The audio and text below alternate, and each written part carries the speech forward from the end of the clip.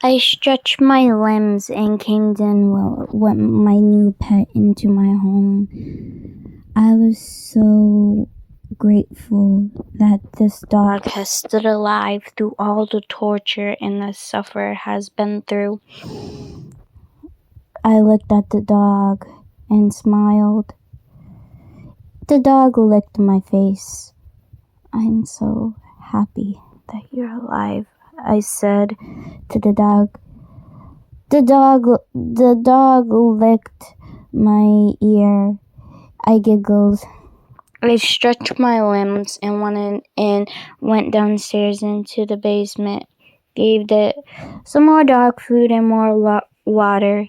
After till the dog was all done drinking, I took that outside to walk around to make it sure that it went to the bathroom. I got the leash. And I put it on Cutesy, the collar that Evil gave to me. I was walking around in my backyard, hoping the dog would do its business. But when we came behind the tree that the dog was, that Cutesy was sniffing, she started to growl and had a mean-looking face on her face. She was looking at the tree. I looked back at it. Nothing was there. She started to growl even louder. Cutesy, girl, what's wrong? She did nothing. Her low growls started to turn into barks.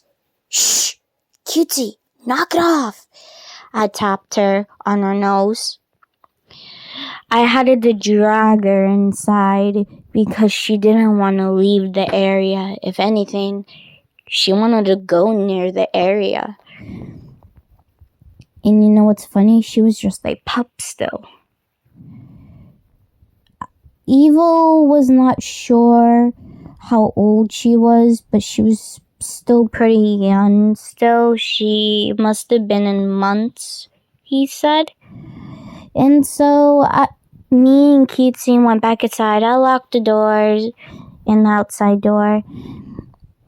And I took off Cutesy's leash. For some weird reason, Cutesy was calmer now that we were back inside. She stuck by my side, never leaving me. I went in the kitchen and made some food. I cooked up just some chicken for me to eat. I devoured it. Cutesy came in the kitchen with me. I told her to sit down, and she listened, looking up at my food. I picked off a piece of chicken and teased her. Do you want some? I said in a cute little voice. She barked. Good girl, I said.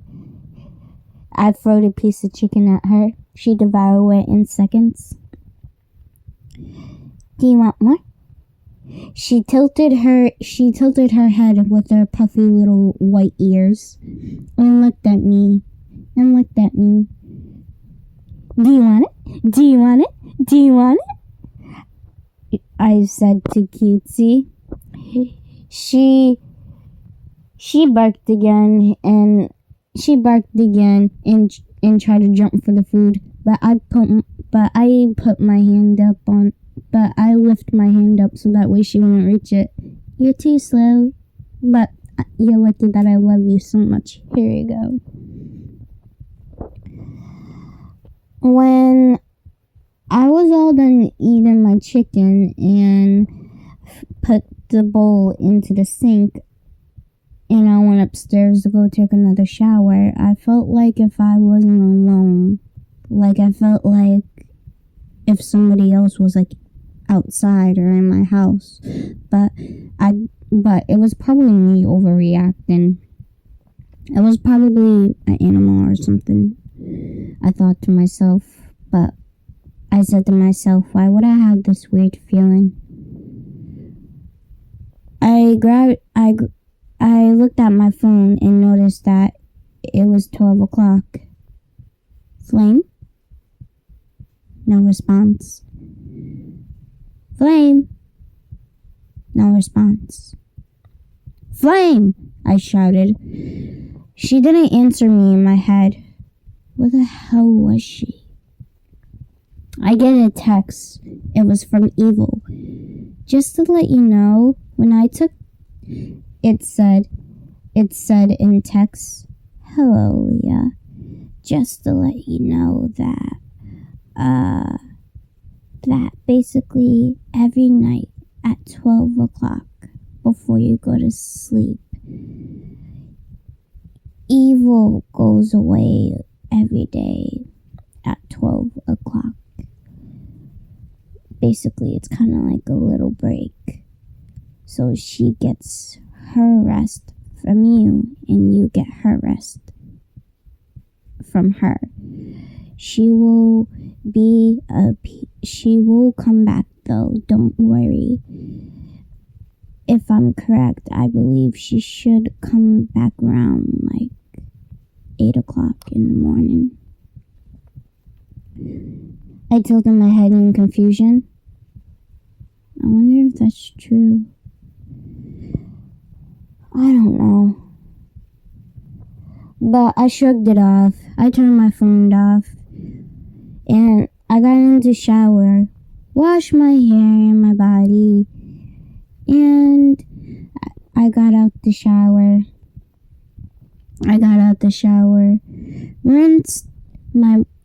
Dried my body off and my hair. Wrapped my hair up in a towel and put in my clothes on. Brushed my teeth, and I called up Cutesy. Cutesy! She came upstairs running. Good girl, I said in a nice tone. She was happy I was out of the shower. This dog really loves me, I said. I am happy I have you as my dog. I gave her little kisses. She licked my kisses. I went into the room and I was playing on my phone for a bit. Then I yawned. Cutie was laying on the edge of my bed, falling asleep with me. Before I could go to bed, I brushed my hair and I got a black blanket from my bathroom and pulled it up to my chest and slowly went to sleep.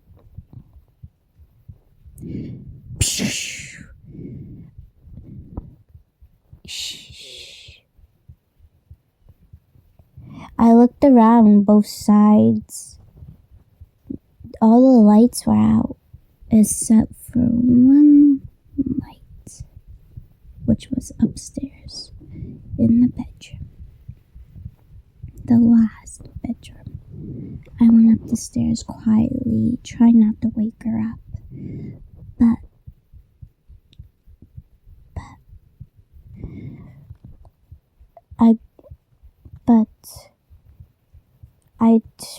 I tried to go up the stairs slowly, walking my way up the stairs. But I could have sworn I heard a growl. I went into one of the rooms and hid from that damn dog. I heard her collar jingling. She came to my room and sniffed, but didn't growl. I heard the jingling moving away from her door. I opened it slowly, and I opened the door. I looked both ways before walking out. The dog was downstairs. Good, I said to myself, going towards her room. I made it to her room, and I locked the door behind me slowly, making sure that mutt doesn't get in here or breaks the door down. I look at the edge of the bed and notice My baby. My child. I said to myself, I will protect you. I look at her room. It was pretty. It was freaking amazing. I loved it. Half of the wall was covered in blood. And the other side of the wall had weapons.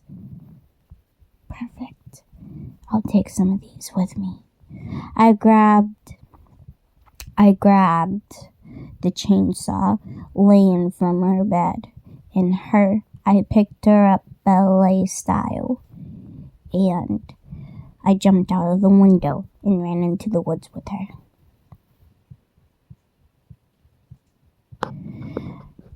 I came back to my hospital, back to my abandoned hospital, not worrying about that fucking mutt following us. I opened my hospital door and slammed it shut. I could have sworn I looked at my baby. She was moving, but she went back to sleep. I sent her a lullaby. I put her in one of the hospital beds and strapped her down. I will protect you, my darling, from the fucking world. Even if I have to pay with my life. Leah's point of view. I woke up and looked out a broken window. It was still dark outside. I tried to get up, but I couldn't. I opened my eyes slowly and looked down at my feet and my arms. I was strapped down to a type of hospital bed. I looked around and noticed that there was broken glass everywhere. And there was a bunch of dead bodies everywhere. That looked like if they were like in different parts of human bodies, male, females, were sewed up together. Some of them even had no heads. Hello? Is anybody there? I looked around nervously. Oh, goody. You're awake. I heard a low-toned voice. It was dark in the room, so I couldn't see, but a dim light that was hanging above me. And then I saw a tall figure come into my room. It turned the lights on, and I shut my eyes, dim into the light. I hissed, clenching my fist, lifting up, and try to lift up my legs. It's okay. It's okay, my baby girl. I'm not gonna hurt you. I opened my eyes slowly, getting used to the light and looking at the woman. I knew who this creepypasta was from when I was human. She had a short hair that went past her shoulders. It was weird. She had a hospital hat on. Half of her face covered her left eye. Her other eye looked just like mine, but her pupil was black and the outside of her whole eye was red. She had brown reddish hair. She was taller than I think me since Flame wasn't here. She wore a hospital mask along with the hospital dress with some flats and some hospital gloves. I looked down for where her legs was. She looked like if she got stitched up, or she had stitches up and down her legs, including for where her neck was. her skin didn't look human. It did look human, but her skin looked like if it was teared apart and stitched into different people's bodies. You must be really confused right now. I could see that. But I'm only letting you know that I'm here to protect you. Who are you?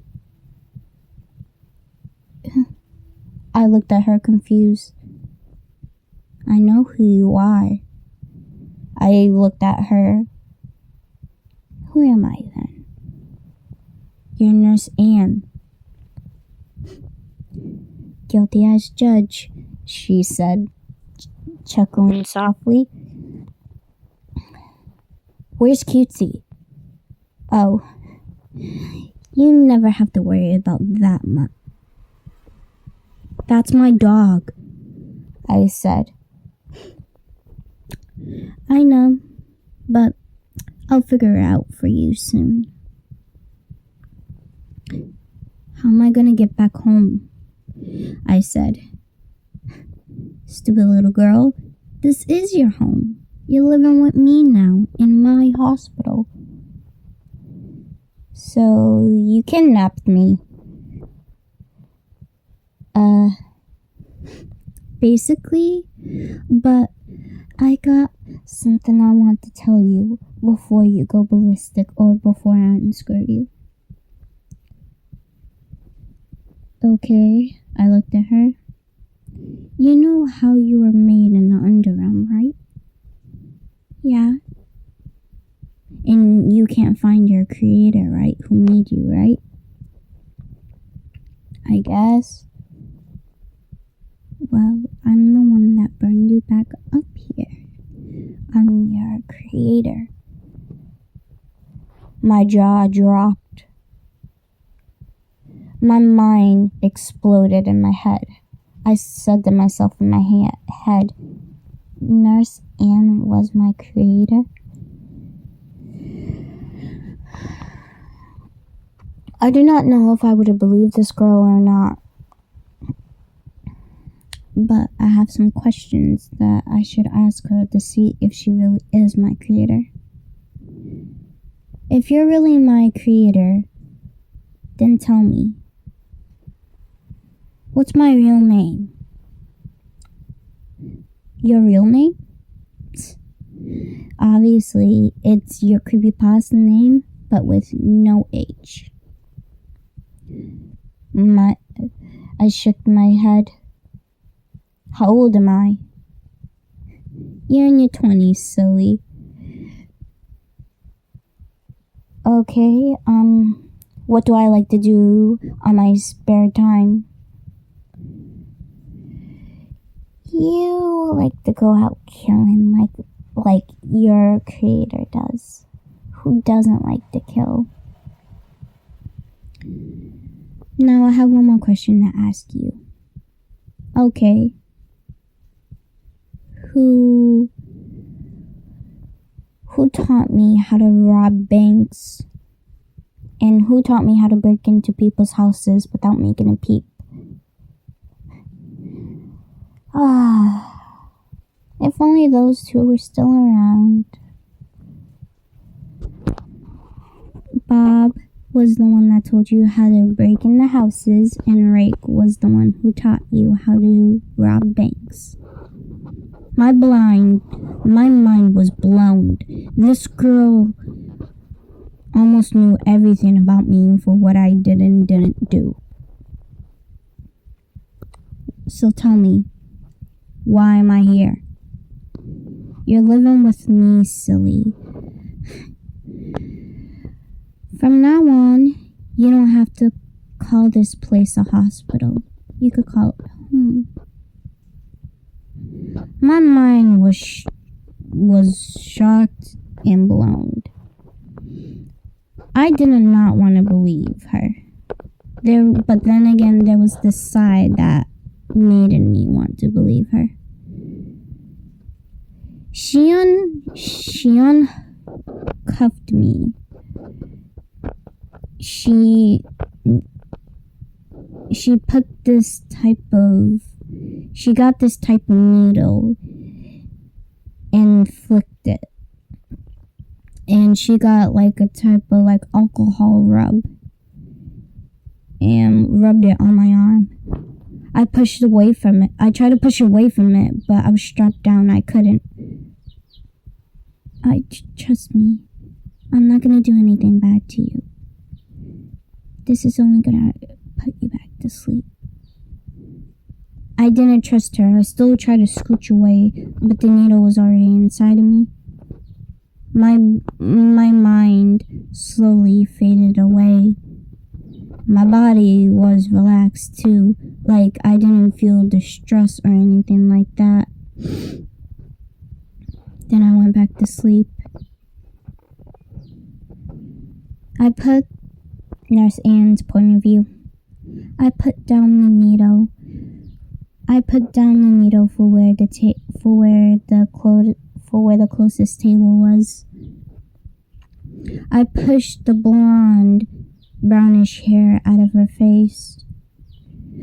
Her eyes slowly shutting. Don't worry, my love. I promise, my sweetie. I promise not to never leave you again. I went back upstairs. I went into my room. I changed into some of my pajama clothes.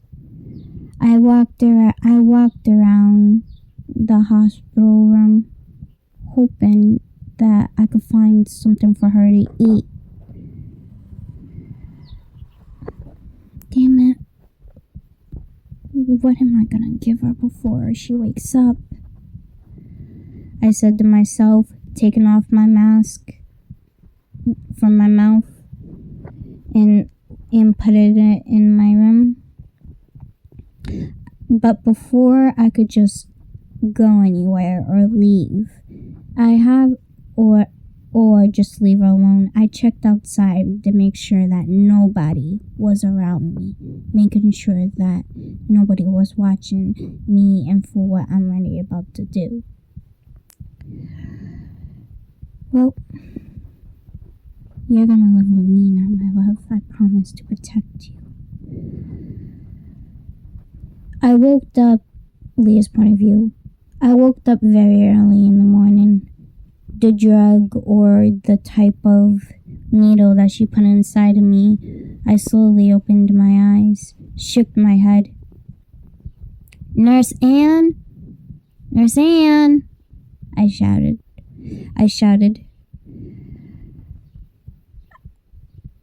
I heard a door opening and I saw Nurse Anne walking towards my room. Yes? Can you let me go now? Please? I said with a serious face. She sighed. Yes, but on one condition. You cannot try to run away or attack me and kill me and leave. That will be the biggest mistake that you try to make in your life. Do you hear me? She